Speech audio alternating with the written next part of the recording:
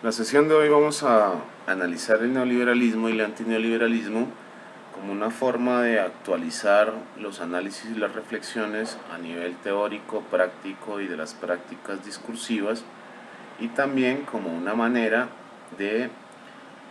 articular los eventos novedosos de la crisis del capitalismo hoy por hoy realmente existente y reconocer a partir de un concepto de René Zabaleta Mercado eh, nuevos horizontes de visibilidad que nos aporten elementos para reinterpretar qué significa el neoliberalismo, qué ha significado también su contestación y crítica y resistencias concretas en lo que conocemos como el antineoliberalismo,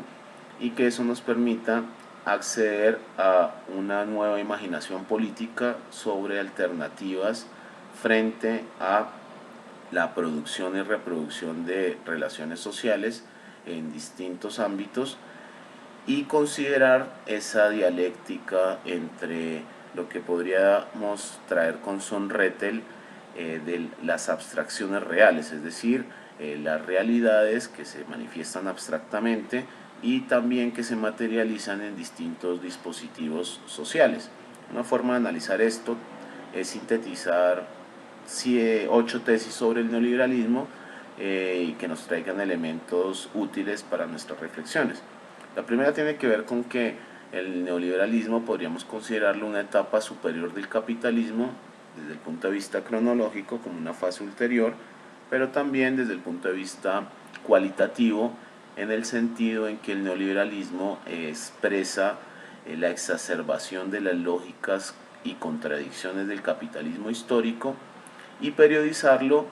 como una organización específica de un proyecto político alrededor de lo que se conoce como la Sociedad de Montpellier hacia mediados de siglo, pero que se materializa sus ideas, proyecciones, pensamientos en torno a la década de los 70 en Latinoamérica,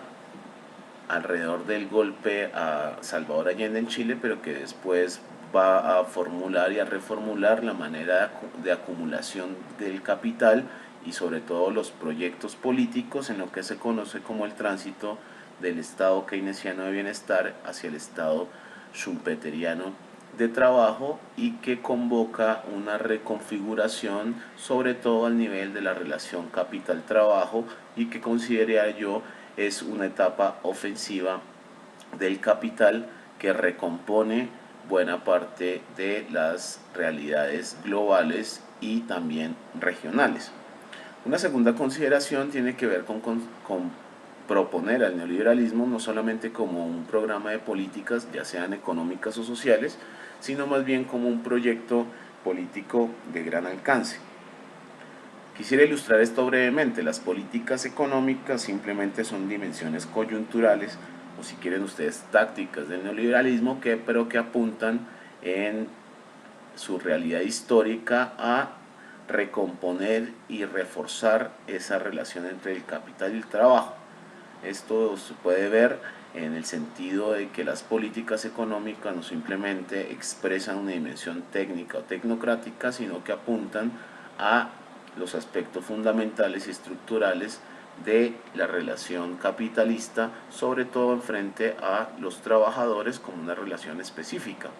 También puede ser ilustrado porque el neoliberalismo no significa simplemente el consenso de Washington de 1989, sino que este ha tenido unas reformulaciones sucesivas, por ejemplo en 1998, y que representan precisamente ajustes o reacomodos tácticos que no ponen en duda el proyecto político, que tiene un largo alcance. Este proyecto político debe concebirse como la preeminencia del mercado para la producción y reproducción de realidades sociales. Desde ese sentido, tampoco habría que concebir el neoliberalismo como una cuestión de economía pura, sino más bien mantenerlo desde el punto de vista multidimensional. Creo que una manera de ilustrarlo también podría ser la crisis capitalista actual, en donde confluyen distintas crisis en minúscula: la crisis energética, socioambiental, alimentaria, desde luego sociopolítica, y que muestran que el neoliberalismo no simplemente tiene que ver con eso que comúnmente llamamos la economía, sino que hace parte de todas las relaciones sociales en múltiples dimensiones. La crisis actual, vuelvo y repito, que es una crisis particular del capitalismo histórico, no deja dudas sobre este componente multidimensional del neoliberalismo. Pero aparte de esto, los mismos pensadores neoliberales siempre han mantenido que el neoliberalismo no podía basarse únicamente en la economía, sino que tenía que influir en un sentido mucho más comprensivo y mucho más amplio, a partir de su significado histórico y político. Esta pretensión de reactualizar el liberalismo para el siglo XX y para el siglo XXI tiene que ver precisamente con concebirlo en un sentido de proyecto sociopolítico de una sociedad y una sociedad política basada en las lógicas del mercado y en varios supuestos como la competencia, la libre empresa, y luego ese proyecto político se podría manifestar o expresar de distintas formas en lo que se llamó un programa completo de política económica neoliberal, que desde mediados de siglo ha sido una tesis con la cual se ha configurado el neoliberalismo. Adicionalmente, tampoco habría que mantener el neoliberalismo simplemente como una ideología monolítica, sino más bien como una ideología que tiene distintas fuentes y distintas motivaciones. Aquí me gustaría destacar que por lo menos se pueden distinguir dos grandes corrientes del pensamiento neoliberal. Por un lado, las corrientes ortodoxas, que mantienen la idea de un fundamentalismo de mercado, es decir, que el mercado es omnipotente y omnisciente, vinculado en buena parte a las instituciones políticas, pero también académicas angloamericanas, y un neoliberalismo heterodoxo, en donde la idea fundamental es que el mercado no es omnipotente, es más bien omnisciente, y que propone dos corrientes básicas: el neoliberalismo austriaco y el neoliberalismo alemán, que son muy importantes porque son las corrientes que vienen reforzando buena parte de la renovación neoliberal que hoy por hoy se viene dando a partir de la crisis, pero que ante todo en esa versión heterodoxa lo que su papel es reforzar las dinámicas del mercado, manteniendo por supuesto esta idea de que el mercado no lo puede todo y que necesitaría del Estado para reforzar su misma lógica y de alguna manera también permitir que el mercado siga siendo el dispositivo por excelencia en la producción y reproducción de relaciones sociales. Estas corrientes, si bien uno podría decir se distinguen epistemológicamente, convergen alrededor del proyecto político neoliberal. Otra tesis plantea la capacidad dinámica y resiliente, es decir, de renovación del neoliberalismo. Veníamos diciendo que buena parte de la renovación del neoliberalismo a partir de la crisis ha estado activada desde las corrientes heterodoxas, es decir, se ha abandonado la idea dogmática de que el mercado lo puede todo y se ha convocado sobre todo lo que hoy se llama una economía social de mercado. Aquí los términos no deben confundir, porque la economía social de mercado simplemente plantea la idea de que el mercado tiene fallas y que la acción del Estado es necesaria, pero en relación y en sintonía con las necesidades del mercado. Esa vuelta al Estado es una cuestión o una idea crítica que deberíamos reflexionar, en el sentido en que las posturas neoliberales hoy por hoy siguen latentes y siguen actuando se manifiestan a nivel global en la consolidación y profundización de este proyecto político a través, entre otras cosas, de las políticas económicas y sociales, pero en donde el Estado permanece ya en una estimación un poco más positiva, pero no habríamos de confundir esa vuelta al Estado con con un retroceso del proyecto político neoliberal, sino más bien como su recomposición. La sexta tesis precisamente permite pensar en que el neoliberalismo habría que conjugarlo no en singular, sino más bien en plural, es decir, que tendríamos distintas maneras de ver el neoliberalismo y distintas fases. Yo propondría por lo menos una distinción básica entre dos maneras de verlo. Un viejo neoliberalismo, que es el que subsistió de más o menos desde los 70 hasta los 90, que podríamos vincularlo a esas maneras ortodoxas de ver el mercado, un fundamentalismo de mercado, y una nueva emergente propiamente de mediados de los 90 y principios del siglo XX, que tiene que ver con un nuevo neoliberalismo que es menos dogmático y en donde, vuelvo y repito, la acción del Estado estaría representada más bien ya no por la desregulación, sino más bien por la regulación del mercado, cuestión que no debe confundirse ni con el intervencionismo de Estado, ni tampoco con la planificación centralizada, que pertenecen a otros horizontes y proyectos políticos. Dos tesis adicionales me gustaría rescatarlas en torno al neoliberalismo, ya que por lo general o con poca frecuencia son recurridas. La primera tiene que ver con que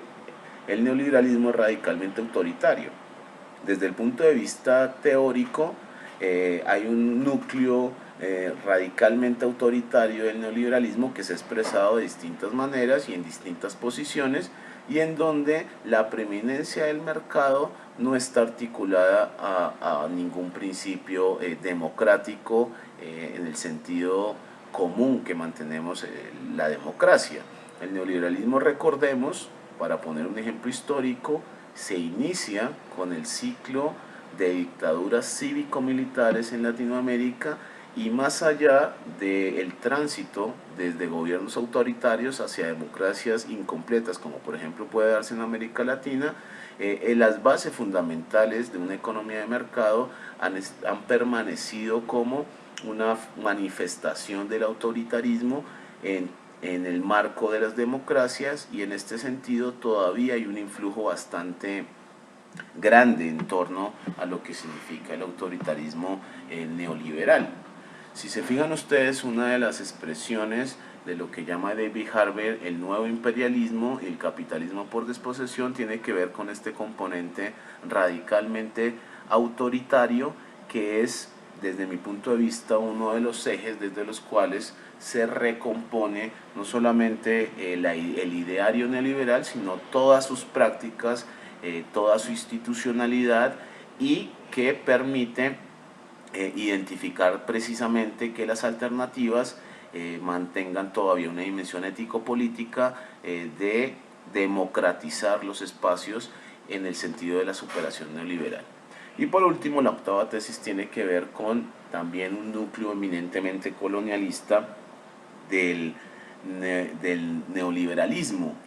Una de las expresiones que ha tenido esta reformulación colonialista, que es propia del capitalismo, pero que se exacerba en sus componentes históricos bajo esta tópica neoliberal, ha sido la estrategia de desarrollo. La estrategia de desarrollo y la misma palabra de desarrollo son eminentemente neoliberales, y es donde se expresa, diría yo, su componente neocolonialista en su forma más evidente. Hay que recordar que la idea de desarrollo fue una idea que teóricamente fue difundida por autores vinculados a la sociedad, a toda la configuración de la sociedad Montpellier, como Schumpeter y Rosenstein-Rodan, y en donde proponían precisamente la fórmula de desarrollo y subdesarrollo neoliberal, que tiene que ver con la especialización en la producción agrícola, explotar las ventajas comparativas, el discurso que se ha mantenido inclusive y que ha sido materializado a través de los distintos consensos de Washington, acogidos de manera sistemática por varios gobiernos, pero que también se mantiene hoy en la idea de desarrollo, que con algunas variaciones hoy por hoy la practican varios regímenes económico-políticos, sobre todo regionales, y que no ponen o no desafían la prevaleciente división global del trabajo, manteniendo así una sintonía con los intereses conservadores que hoy por hoy estructuran el capitalismo y que permiten sobre todo derivar este componente neoliberal, neocolonialista, que es importante registrarlo. Por otro lado, uno podría también pensar el neoliberalismo, pero en relación al antineoliberalismo, como una forma de ver cuáles son las nuevas tópicas y los discursos emergentes que se han manifestado a lo largo de las primeras décadas del siglo XXI. Podríamos decir que el antineoliberalismo en principio surge como una contestación a las políticas económicas neoliberales. En otros espacios se discute su matriz de desarrollo, es decir, su proyecto político, pero ha sido sobre todo influyente en la manera de cómo en ciertos espacios se han propuesto alternativas reales al neoliberalismo y cómo en otros ha habido más bien un tránsito hacia posturas neoliberales menos dogmáticas, más heterodoxas, pero que no se constituyen desde luego en ninguna alternativa, aprovechando que en adelante vamos a discutir la problemática sobre el buen vivir y el vivir bien, que se propone más bien como una alternativa hoy por hoy con bastantes interrogantes, pero que se propone por lo menos desde el punto de vista abstracto como una alternativa al neoliberalismo. Aquí habría que recordar que el neoliberalismo y buena parte de las resistencias en que se han dado como realidad práctica entre la década del 70 y el 90 configuraron un neoliberalismo ortodoxo que se basaba sobre todo en principios como la liberalización, la desregulación, la privatización, la flexibilización o la internacionalización, y es lo que concebíamos como el neoliberalismo, el viejo neoliberalismo, el neoliberalismo original, con unos rasgos que exacerbaban sus componentes autoritarios y neocoloniales, pero que sin embargo, frente a las contestaciones que representaron esta oleada antineoliberal, que en principio simplemente aparecía así como una resistencia y como un no al neoliberalismo, poco a poco se fue transformándose de la mera protesta hacia la propuesta y configurando horizontes en términos también de repertorios al desarrollo que sería dable identificar. Hoy por hoy podríamos decir que estaríamos en presencia de una renovación neoliberal, una continuidad, proyectos que representan menos rupturas y más continuidades, y también en la región latinoamericana proyectos que representan menos continuidades y más rupturas frente al neoliberalismo ortodoxo de los 90, y ese es un panorama en el cual registramos también una nueva configuración económico-política. Desde mi punto de vista, antes que hablar de postneoliberalismo, no hay referentes empíricos ni también teóricos que permitan hablar de una superación definitiva del neoliberalismo. Uno podría hablar más bien de que hay dos movimientos desde el punto de vista de la nueva discursividad sobre el desarrollo en perspectiva comparada. Por un lado, el movimiento de difracción, que representa los proyectos pro-neoliberales, en donde se podrían identificar los nuevos neoliberalismos, pero también los proyectos neodesarrollistas, y por otra parte, alternativas o procesos de bifurcación que pretenden destituir el neoliberalismo, identificados con la discursividad neosocialista y las diferentes formas de postdesarrollismos. Si uno quisiera hacer una clasificación de esta nueva realidades regionales, uno podría decir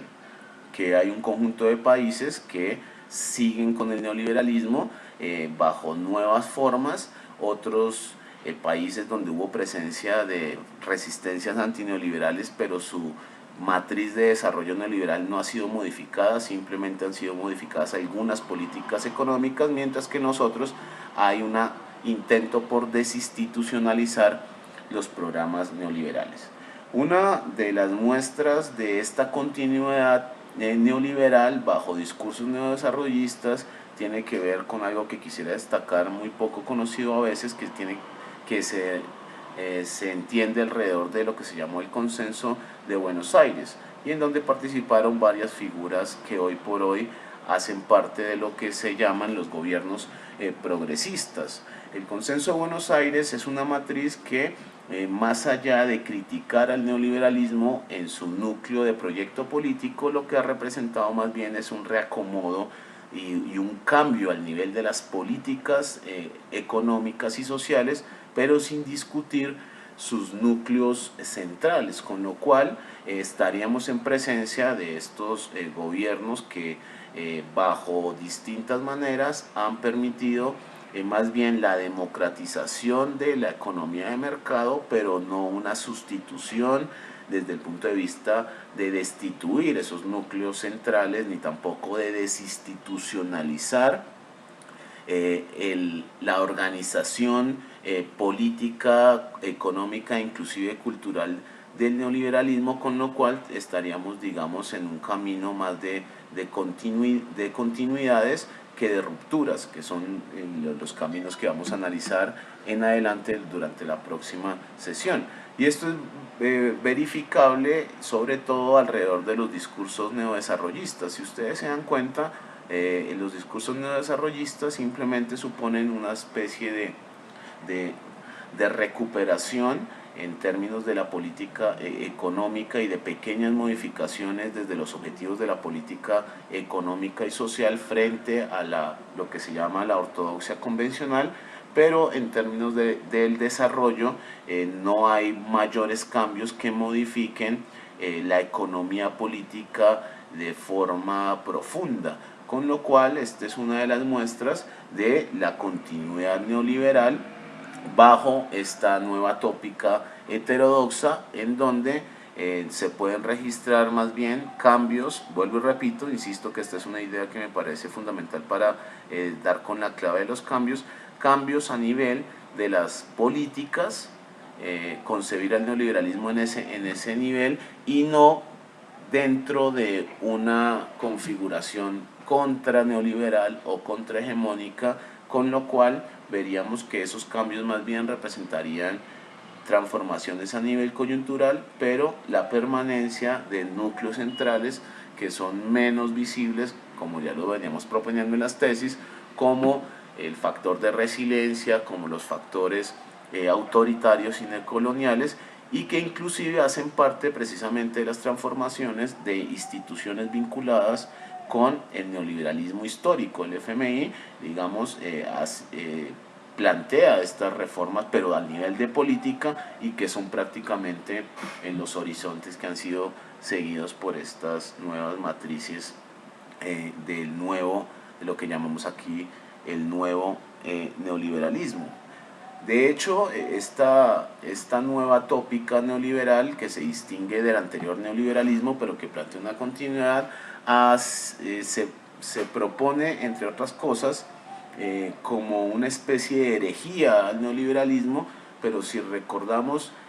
no se configura como lo plantea Bourdieu, en una blasfemia. O sea, la herejía cumple el papel precisamente de reforzar los núcleos, de proteger bajo un discurso defensivo los núcleos neoliberales que se han puesto en crisis, no en crisis teóricas, sino en crisis reales, precisamente por las condiciones que el mismo neoliberalismo o el capitalismo salvaje ha creado. Y estas nuevas versiones de neoliberalismo no son un debilitamiento de la matriz original, sino más bien un reforzamiento en sus núcleos específicos. Esto me gustaría ilustrarlo más allá de cuestiones teóricas, precisamente desde las prácticas discursivas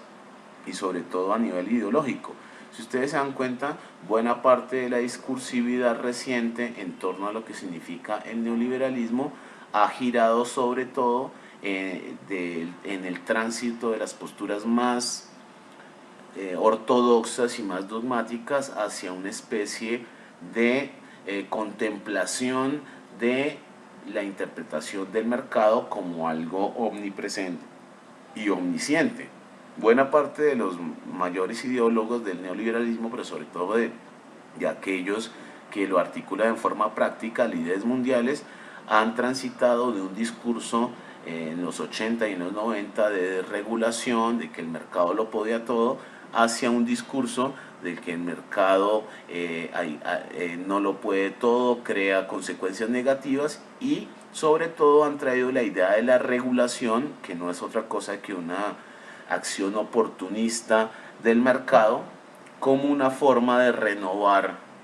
y de consolidar la tópica neoliberal durante el siglo XXI. En esto, las muestras de los mayores líderes, y sobre todo líderes que están vinculados claramente con proyectos neoliberales, ha sido recurrente en el sentido de recuperar y renovar el neoliberalismo a partir de la acción estatal. La regulación aquí, vuelvo y repito, ha sido fundamental para acceder a que la idea del mercado no se discuta, y sí más bien se propongan una especie de paliativos que permitan precisamente no cuestionar, sino el cambio de algunas políticas, pero no la estrategia de acumulación del capitalismo hoy por hoy realmente existente. La mayoría de líderes en Europa sobre todo han derrochado una serie de cuestionamientos frente a las ideas más ortodoxas del neoliberalismo, frente al dogmatismo y al fundamentalismo de mercado, pero al mismo tiempo han llamado a que el neoliberalismo continúe en esta nueva versión que representa en términos concretos nuevas formas de política. Vemos que buena parte del léxico ha introducido términos como la gobernanza, ha introducido términos como las asociaciones público-privadas, ha introducido términos como la cohesión social, la integración social, pero en función de las lógicas del mercado, y en este sentido ha recuperado estratégicamente buena parte de las visiones del neoliberalismo menos dogmático, visiones que provienen de las tradiciones austriacas como Hayek, Mises, y también de las versiones de la economía social de mercado y del ordoliberalismo, que son las que han permitido en lo teórico, en lo ideológico y también en la práctica política asegurarse una continuidad menos conflictiva del neoliberalismo, pero que, vuelvo y repito, lo que significa es su profundización. Para traer algunos elementos característicos de lo que significa esta nueva tópica, nos podríamos referir sobre todo a que la caracterización del nuevo liberalismo se tornaría, digamos, alrededor de tres cuestiones fundamentales. El tránsito, ya aludido, desde las posturas ortodoxas hacia las heterodoxas, el tránsito también de las formas de acción del Estado, de un Estado inactivo hacia un Estado que es no activo. Esto quiere decir que actúa de manera oportunista, y sobre todo ya no podemos pensar que actúa al nivel de políticas públicas de gran alcance, sino más bien de medidas sociales. Uno de los ejemplos más recurridos y más ilustrativos respecto a esto puede ser las transferencias monetarias condicionadas, que tienen una relevancia táctica desde el punto de vista de la acumulación y de intentar recomponer problemas de desaglutinación social a partir